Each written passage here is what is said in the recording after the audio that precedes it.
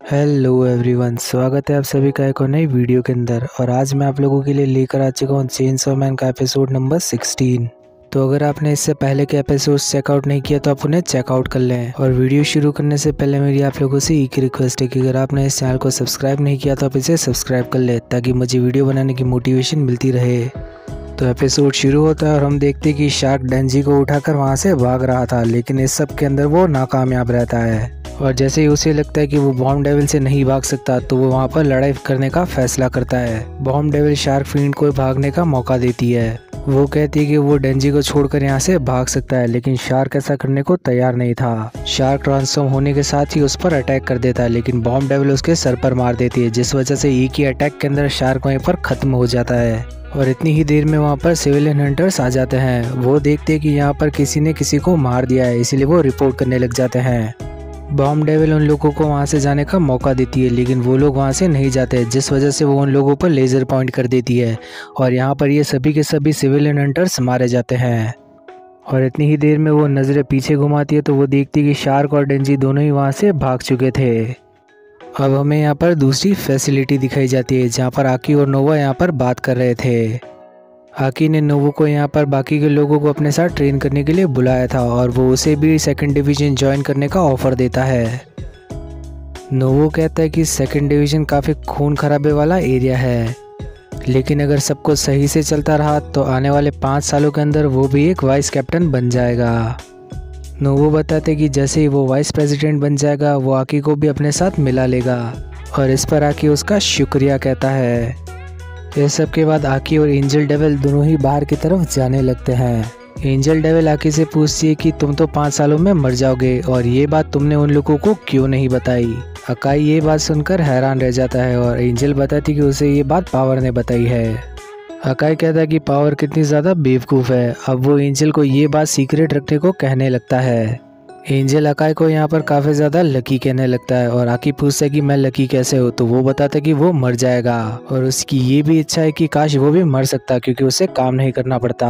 और तुरंत से नोवो आकी को नीचे बुलाने लगता है। नीचे जाकर ये लोग देखते हैं कि शार्क डेंजी के साथ घायल पड़ा हुआ है। शार्क डेविल काफ़ी ज़्यादा घायल हो चुका था, लेकिन कैसे भी करके वो आकी को बताता है कि बॉम्ब डेविल आ चुकी है और बॉम्ब डेविल गन डेविल की ही साथी है। आकी अब शार्क से पूछता है कि तुम्हें इस सब के बारे में कैसे पता, लेकिन शार्क नहीं बताता। आकी उसे जान की धमकी देने लगता है। शार्क बताता है कि उसने माँ की माँ से वादा किया है कि वो इस बारे में नहीं बताएगा, वरना वो वैसे भी मारा जाएगा। और इतनी ही देर में शार्क को फिर से बॉम्ब डेविल की महक आने लग जाती है और वो बताता है कि रीज यहाँ पर आ चुकी है। और दूर एक गली के अंदर हम एक लेडी की परछाई देखते हैं। नोवो उसे रोकने के लिए जाता है। नोवो कहता है कि ये एक एंटी डेविल फैसिलिटी है और यहाँ पर किसी भी सिविलियन की एंट्री मना है, तो आप वहीं पर रुक जाइए। और हम देखते हैं कि वहाँ पर रीस खड़ी हुई थी, जो कि बताती है कि मेरी मदद करो, मेरे पीछे एक बड़ा सा डेविल पड़ा हुआ है। घायल पड़ा हुआ डेंजी भी समझ चुका था कि ये रीस की आवाज़ है। और दूसरी तरफ नोवो सोच रहा था कि जब किसी के पीछे कोई डेविल पड़ा होता है तो क्या वो इतना ज़्यादा खुश होता है। नोवो वहाँ पर जितने भी लोग हैं उन सभी को इकट्ठा करने को कहने लगता है।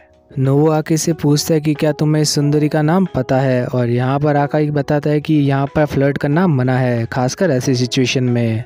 रीज अपने आप से बात करने लग जाती है और कहती है कि शायद ये तरीका काम नहीं करेगा, और वो अब ट्रांसफॉर्म करने को तैयार थी। वो अपनी रस्सी खींचने लगती है, लेकिन इससे पहले ही नोवो अपने 2 आदमियों को आगे बढ़ा देता है और आकी को डेंजी को वहाँ से ले जाने को कहता है। वो आकी से कहता है कि चले जाओ जल्द से जल्द यहाँ से, और ये उसका आकी के ऊपर एक एहसान रहा। इस सब के बाद वो दोनों ही लोग रीस की तरफ अपनी उंगली पॉइंट कर देते हैं और रीस की नाक से यहाँ पर खून निकलने लगता है। वो दोनों बताते हैं कि उन्होंने रीस की बॉडी के अंदर फंगस ग्रो कर दिया है।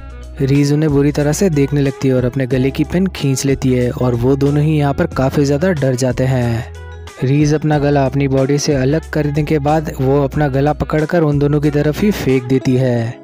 अब पागलों की तरह ये सभी लोग उसके सर को घूरने लग जाता है और तभी उसका सर बॉम्ब डेविल के अंदर ट्रांसफॉर्म हो जाता है और एक आदमी के हाथ को काट लेता है। बाकी के लोग भी धीरे धीरे करके वहाँ पर पहुँच रहे थे और नोवो बताता है कि उस बॉडी को आकी के पास जाने से रोको, लेकिन रीस की बॉडी धीरे धीरे आकी के पास जा रही थी। नोमो उसे रोकने के लिए फॉक्स को समोवन करता है, लेकिन फॉक्स उसके बिल्कुल काम नहीं आता और वो यहाँ पर उसकी बॉडी को जकड़ लेती है।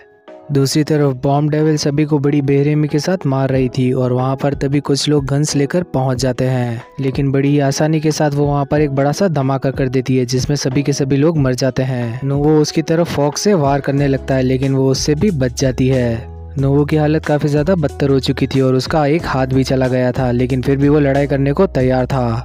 बॉम्ब डेविल नोवो के काफ़ी ज़्यादा करीब आ चुकी थी और वो बताती कि तुम इतनी आसानी से मरने वाले नहीं हो। और तभी पीछे से कोई कौन कहता है और वहाँ पर एक बड़ा सा फॉक्स आ जाता है जो कि बॉम्ब डेविल को खा चुका था। हम देखते हैं कि वहाँ पर सेकंड डिवीज़न का वाइस कैप्टन आ चुका था और वो उससे पूछने लगता है कि क्या फॉक्स तुम्हारे काफ़ी ज़्यादा नज़दीक आ गया था। और इसी सब के साथ वो फॉक्स बताता है कि इसका स्वाद तो काफ़ी ज़्यादा गंदा था। अब फॉक्स बॉम्ब डेविल को वहीं पर छोड़कर चला जाता है। इस सब के बाद हम आकी को देखते हैं जो कि डेंजी, शार्क फिन और एंजल को साथ में लेकर कहीं पर जा रहा था। आकी एंजल को इन दोनों को ही अपना खून पिलाने को कहने लगता है ताकि ये दोनों ही हील हो सकें। और इसी सब के साथ फ्यूचर डेविल आकी को एक बहुत गंदा फ्यूचर दिखाने लगती है और कुछ ही देर के अंदर उसकी गाड़ी के सामने बॉम्ब डेविल आकर खड़ी हो जाती है। वो आकी को वाइस प्रेसिडेंट और नोवो का हेड दिखाने लगती है। वो बताती है कि अब वो बाकी के लोगों को नहीं मारना चाहती, तो तुम्हारे लिए यही चीज़ अच्छी होगी कि तुम डेंजी को मेरे हवाले करके यहाँ से चले जाओ। और हम देखते हैं कि एंजल यहाँ पर डेंजी और शार्क को अपना खून पिला रहा था। अब आकी जल्द से जल्द वहाँ से गाड़ी भगाने लगता है। बॉम्ब डेविल अपनी सुपर स्पीड के साथ उसकी गाड़ी की छत पर सवार हो जाती है और उसे उखाड़ने ही वाली होती है, लेकिन तभी वहाँ पर वायलेंस डेविल आ जाता है और बॉम्ब डेविल को इतनी ज़ोर से लात मारता है कि वो नीचे गिर जाती है। और यहाँ पर एक नया ही शोडाउन शुरू हो जाता है वायलेंस डेविल और बॉम्ब डेविल के बीच में। वायलेंस डेविल बॉम्ब डेविल को काफ़ी ज़ोर की लात मारता है और वहाँ पर ज़मीन के अंदर ही छेद हो जाता है, लेकिन बॉम्ब डेविल को कुछ नहीं होता।